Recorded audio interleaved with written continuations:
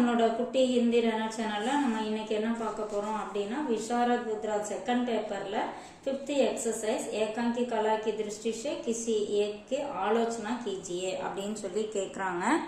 அதுல வந்து மாயோபியா அப்படின்னு ஒரு ஏகாங்கி இருக்கு. அதுதான் இன்னைக்கு பார்க்க போறோம். மாயோபியா அப்படின்னா கிட்ட பார்வை அப்படின்னு அர்த்தம். இது இந்த கதையில வந்து இதுக்கு என்ன மீனிங் அப்படின்னா குறுகிய கண்ணோட்டம் அப்படிங்கிற மீனிங்ல வரும். இந்த கதையில வர நாயகி வந்து திருமணத்தை பத்தி அவங்களோட எண்ணம் வந்து குறுகிய எண்ணமா இருக்கும். இது இப்படிதான், அதாவது திருமணம் அப்படிங்கிறது ஒரு நம்ம அடிமையா இருக்கிற மாதிரி அப்படிங்கிற ஒரு குறுகிய கண்ணோட்டத்துல இருப்பாங்க. ஸோ இந்த டைட்டில் கொடுத்துருக்காங்க. இப்போ ஏகாங்கி கார்கா பரிச்சய நாம் ஸ்ரீ உதயசங்கர் பட் அவர் தான் இந்த ஏகாங்கிகார். ஷாஹிதி பரிச்சய அவரோட இலக்கியத்துல அவரோட அறிமுகம். ये हिंदी के प्रसिद्ध एकांकिकार है. இவர் ஹிந்தியில வந்து ஒரு மிக ஃபேமஸான ஒரு எழுத்தாளர், ஏகாங்கிக்கார், இலக்கியவாதி. பாஷா और शैली में पारंगत है. அதாவது பாஷை, அவரோட லாங்குவேஜ், சொல்ற ஸ்டைலு, இதுல எல்லாத்துலயுமே மிக திறமையானவர். ரச்சனா இவரோட படைப்புகள். சித்தரஞ்சன் தாஸ் மாயோபியா. ஏகாங்கிகா பரிச்சய அதாவது இந்த கதையோட அறிமுகம். மாயோபியா ஏக் பாரிவாரிக் ஏகாங்கிகை. இது இந்த மாயோபியா அப்படிங்கிறது ஒரு ஃபேமிலி சம்பந்தப்பட்ட ஒரு ஏகாங்கி அப்படின்னா ஒரு சிறு நாடகம் அப்படின்னு சொல்லலாம். इसमें सुधी नामक नायिका विवाह को गुलामी मानती है.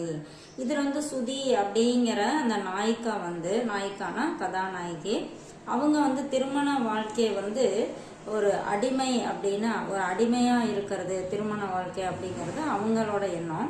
பரந்து அந்தமே உசே வைவாகிக் ஜீவன் கா மகத்துவ சமஜாத்தா ஹே. ஆனா கடைசியில அவங்க திருமண வாழ்க்கையோட முக்கியத்துவம் என்ன அப்படிங்கறத புரிஞ்சுக்கிறாங்க. அடுத்தது சுதி. சுதி படி லிக்கி ப்ரொஃபஸர் ஹை. சுதி வந்து நல்லா எழுத படிக்க தெரிஞ்ச ஒரு ப்ரொஃபஸர். வஹ் ஆத்ம நிர்பர் ஹை और விவாகோ பந்தன் மாண்டிகை. இவங்க வந்து ஒரு சுயமரியாதை உள்ள ஒரு பொண்ணு. அதுக்கப்புறம் இவங்க கல்யாணத்தை வந்து ஒரு அடிமைத்தனம் அப்படின்னு நினைச்சாங்க. அப்பனே விசாரமே திருட் ரக்திகை. அவங்க தன்னோட எண்ணத்துல உறுதியா இருந்தாங்க. श्याम सुंदर और मधु.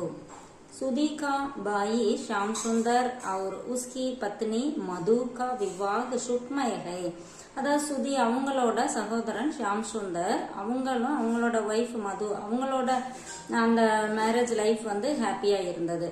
தோனோமே ஆப்சி சமஜ் அவர் சஹயோகை. ரெண்டு பேரும் ஒருத்தருக்கு ஒருத்தர் ஒரு நல்ல புரிதலோடையும் ஒத்துழைப்போடும் இருந்தாங்க. தாரக் और अनामा. तारक से सुधी का विवाह प्रस्ताव आया था जिसे उसने टुकरा दिया. தாரக்குடன் சுதிக்கு வந்து மேரேஜ் ஃபிக்ஸ் ஆனிச்சு. ஆனா அந்த சுதி என்ன பண்ணாங்க, அதை வந்து நிராகரிச்சிட்டாங்க. அந்த கல்யாணம் வேணாம் அப்படின்னு மறுத்துட்டாங்க.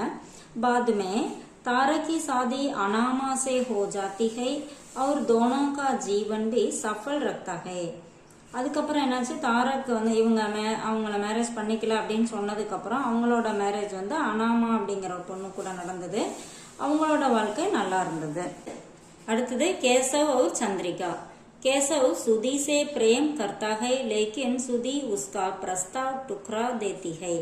கேசவ் வந்து சுதிய லவ் பண்றேன், விரும்புறேன் அப்படின்னு சொல்றான். அப்ப வந்து இந்த பொண்ணு அதை நிராகரிச்சிடறாங்க. बाद में केशव चंद्रिका से विवाह तय करता है. அதுக்கப்புறம் கேசவ் வந்து சந்திரிகா கூட நிச்சயம் பண்ணிக்கிறாரு. யஹ் ஜான்கர் சுதி கோ பச்தாவா ஹோதா ஹை. இது தெரிஞ்ச உடனே சுதி வந்து வருத்தப்படுறாங்க. மன் மசோஸ்கர் ரஹ் ஜானா, அதாவது மனம் வருத்தத்தோட இருத்தல், மனம் உடைதல் அப்படின்னு சொல்றோன்னே அதான் சொல்றாங்க. दूसरों का सुखमय वैवाहिक जीवन देखकर सुधी को अपनी गलती का अहसास होता है. அதாவது மற்றவங்களோட அந்த மேரேஜ் லைஃப் நல்லா இருக்கிறத பார்த்தோன்னே அப்பதான் அவங்க தன்னோட தவற வந்து உணர்றாங்க. ஜப் கேசவ் சே अपने प्रेम का इजहार करती है.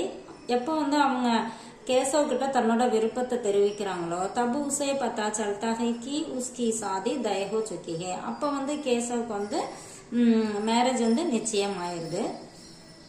ஒரு மன் மசோஸ்கர் ரஹ் ஜாத்தி ஹை.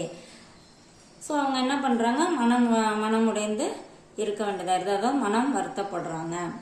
அடுத்தது விசேஷதாயம், அதோட சிறப்புகள். கதாவஸ்து, கதாவஸ்து என்ன அப்படின்னா பாரிவாரிக் எம் வைகாயிக் ஜீவன் பர் ஆதாரித் ஹே. இந்த கதை அம்சம் வந்து ஒரு குடும்ப சூழ்நிலையும் ஒரு மேரேஜ் லைஃப் பத்தியும் பேஸ் பண்ணி வந்திருக்கு.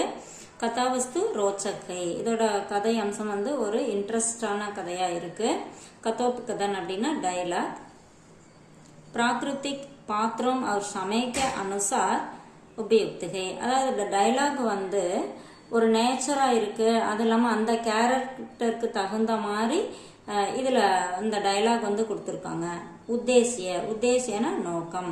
விவாஹ் மே சஹயோக் और प्रेम का महत्व समझाना, அதாவது மேரேஜ் லைஃப்ல இருக்க அந்த ஒத்துழைப்பு, அப்புறம் அன்போட சிறப்பு, அன்புக்கு என்ன மகத்துவம் இருக்கு அப்படிங்கறதையும் இதுல புரிய வைக்கிறாங்க. शीर्षक அப்படின்னா டைட்டில். मायोपिया शीर्षक उपयुक्त है क्योंकि यह सुधी की संकुचित सोच को दर्शाता है. शीर्षक மாயோப்பியா அப்படிங்கிறது நம்ம கிட்டப்பாரு அப்படின்னு பார்த்தோம் இல்லையா, இந்த டைட்டில் வந்து இதுக்கு பொருத்தமானதா இருக்கு. ஏன் அப்படின்னா அந்த கதையோட நாயகி இருக்காங்க இல்லையா சுதி, அவங்களோட அந்த குறுகிய கண்ணோட்டத்தை இதுல காமிச்சிருக்காங்க. அதனால இந்த டைட்டில் வந்து இதுக்கு பொருத்தமானதா இருக்கு. பாஷா சைலி, இது லாங்குவேஜும் அதை சொல்லியிருக்க ஸ்டைல். பாஷா சரல் வ பிரபாக்மை ஹை, சைலி ரோச்சக் ஹை. இந்த லாங்குவேஜ் வந்து ஒரு சரளமானதா இருக்கு, இந்த ஸ்டைல் சொல்லியிருக்க ஸ்டைல் வந்து இன்ட்ரெஸ்டா இருக்கு அப்படிங்கிறாங்க. பாத்திர ஒரு சரித்திர சித்திரன், கேரக்டரும் அதோட குணாதிசயங்களும். சபி பாத்திர ஸ்வபாவிக் வ பிரபாவசாலி ஹே, எல்லா கேரக்டர்களும் இயல்பானவையாகவும் இருக்கு, உணர்ச்சி பூர்வமானதாகவும் இருக்கு அப்படிங்கிறாங்க. கலாக்கி திருஷ்டி சே, அதாவது கலை அப்படிங்கிற ஒரு கண்ணோட்டத்துல ஏகாங்கி சஃபல் அவர் சரஸ் ஹை, இந்த ஏகாங்கி வந்து ஒரு வெற்றிகரமான சுவாரஸ்யமானதாகவும் இருக்கு அப்படின்னு சொல்லியிருக்காங்க. இந்த மாயோபியா அப்படிங்கிற ஏகாங்கி கொஞ்சம் ஷார்ட் பண்ணி இதுல கொடுத்துருக்கேன், உங்களுக்கு ரொம்ப யூஸ்ஃபுல்லா இருக்குன்னு நினைக்கிறேன். தேங்க்யூ.